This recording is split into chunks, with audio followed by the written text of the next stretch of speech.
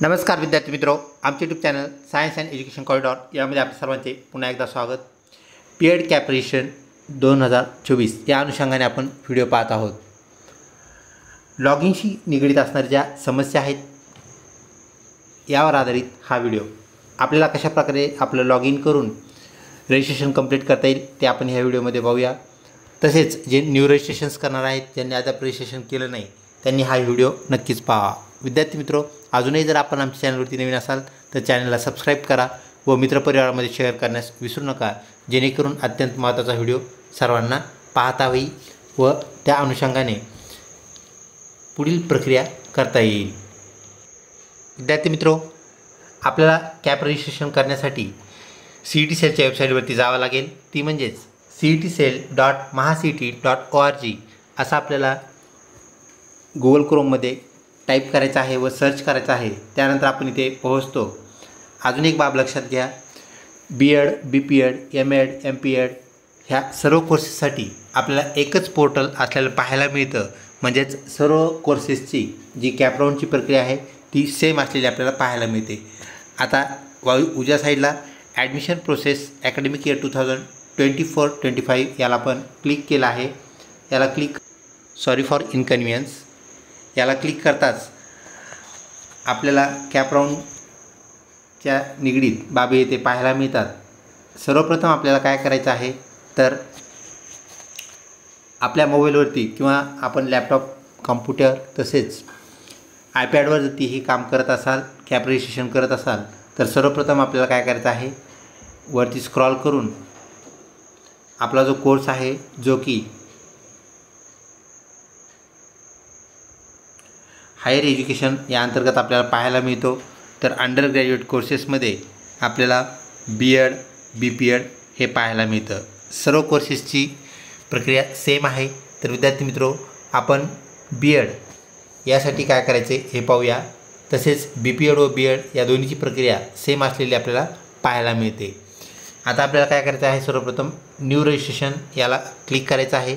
ज्यांनी already knew registration केलेलं आहे त्यांनी डबल न्यू रजिस्ट्रेशन करायची गरज नाही, ही गोष्ट आपण लक्षात घ्या। परंतु ज्यांचं रजिस्ट्रेशन अद्याप व्हायचं राहिलेलं आहे त्या विद्यार्थ्यांनी न्यू रजिस्ट्रेशन याला क्लिक करायचं आहे। आणि याला क्लिक केल्यानंतर आपल्याला एक प्रश्न विचारला जातो, तो म्हणजेच have you appeared for Maha BEd CET 2024? तुम्ही 2024ची महा BEd CET दिली आहे का? तुम्ही जर यस म्हटलात तरच आपल्याला पुढचे 2 टॅब ओपन झालेले पाहायला मिळतात, ज्यामध्ये आपल्याला आपला रजिस्ट्रेशन नंबर टाकायचा आहे आणि आपला रोल नंबर।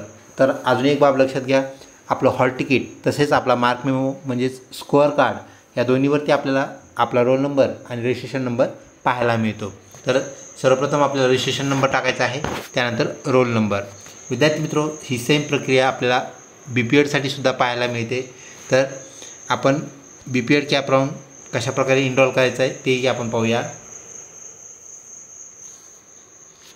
आपल्याला सर्वप्रथम इथे न्यू रजिस्ट्रेशन याला क्लिक करायचं आहे। याला क्लिक करताच आपल्याला सेम टॅब इथं पाहायला मिळते, जी की BEdसाठी पाहायला मिळाली होती। त्यानंतर आपण यस असं क्लिक करूया। यस केल्यानंतर रजिस्ट्रेशन नंबर व रोल नंबर आपण इनरोल करूया आणि चेक डिटेल्स याला क्लिक करूया। तर आपण इथे पाहू शकता, यानंतर आपल्याला एक मेसेज इथं आलेला पाहायला मिळतो। तुम्ही चेक डिटेल्स याला क्लिक केल्यानंतर इथं already registered your log in असं म्हटलेलं आहे आणि एक ID नंबर इथे जनरेट झाला आहे। विद्यार्थी मित्रों, लक्षात घ्या, सर्व विद्यार्थ्यांची एकच विचारणा आहे, एकच विवेचना आहे, ती म्हणजेच आपलं जे लॉग इन आहे त्या लॉग इनमध्ये लॉग इन होत नाही असं सर्व विद्यार्थी म्हणत आहेत। तर काय करायचं आहे, हा जो आपल्याला नंबर मिळालेला आहे जो की BEdसाठी त्याच्या अगोदर BD असं लिहिलेलं आहे आणि एक नंबर आपल्याला पाहायला मिळतो। BPEdसाठी आपल्याला ते BP असं लिहिलेलं आहे आणि त्यानंतर नंबर आहे। तर हा नंबर आपल्याला लॉग इनमध्ये काय करायचा आहे, यूजर नेममध्ये टाकायचा आहे। BEdसाठी BD आणि BPEdसाठी BP असा सुरुवात असलेला नंबर आपल्याला वरती टाकायचा आहे आणि खाली आपला जो पासवर्ड, यासाठी आपल्याला परत आता लॉग इन पेजवरती जावं लागणार आहे।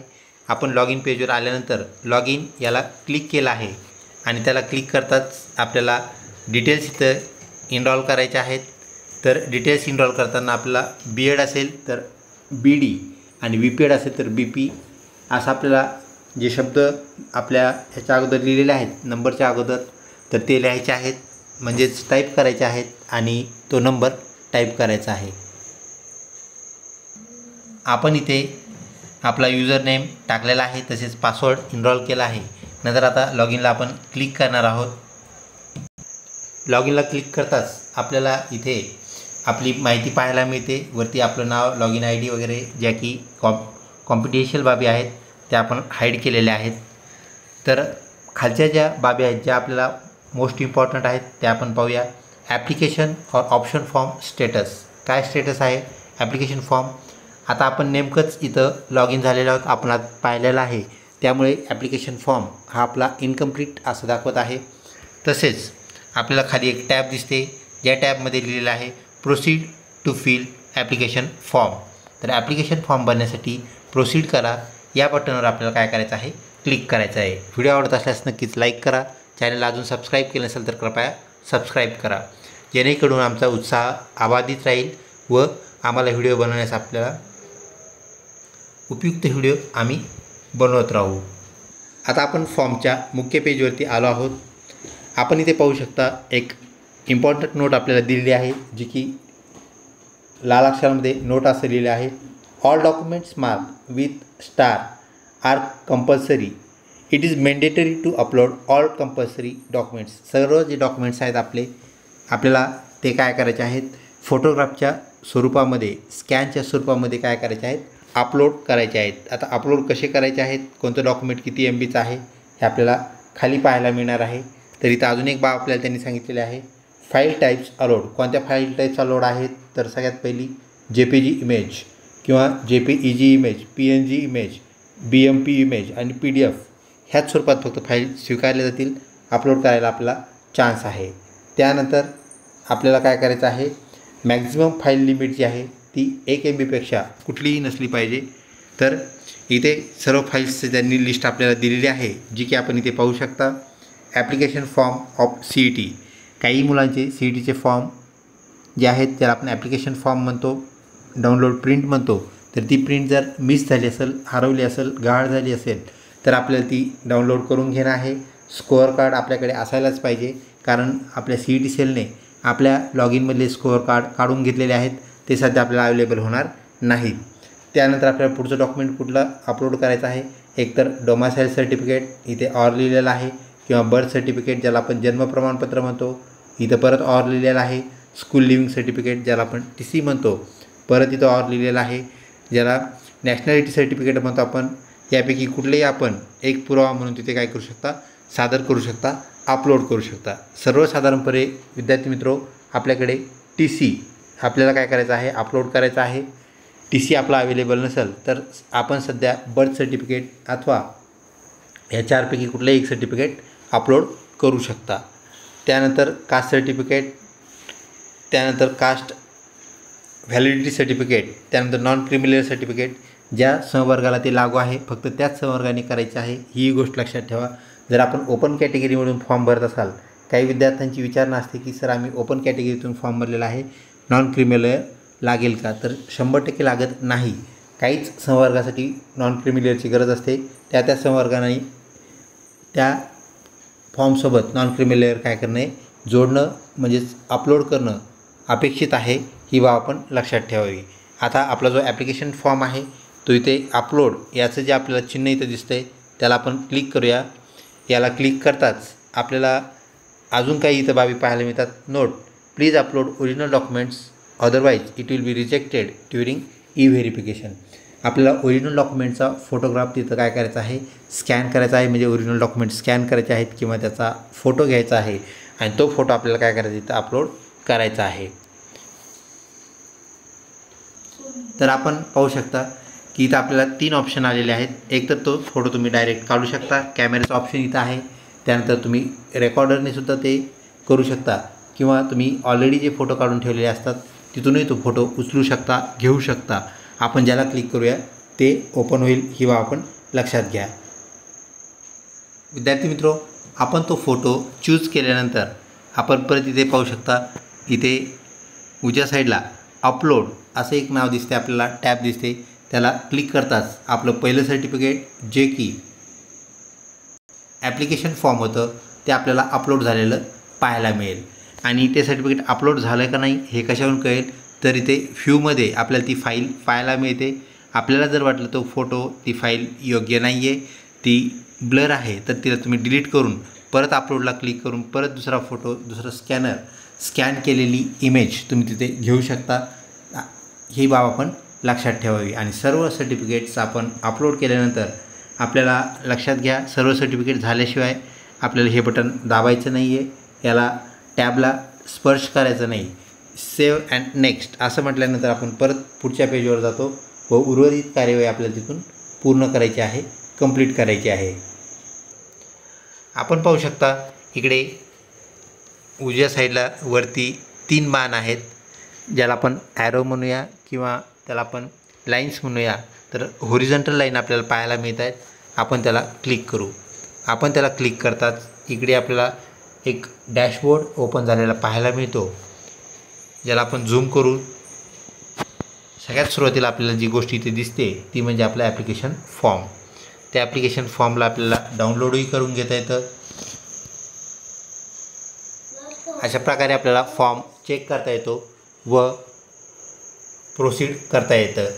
तसेच मागील पेजवरती आपल्याला लॉग इनचं जे टॅब दिलेले आहे त्या टॅबमधून आपण लॉग इन केलं असता ॲप्लिकेशन फॉर्म आपल्याला डाउनलोड करण्याची तिथं सुविधा उपलब्ध आहे, ती आपण पाहून घेऊया.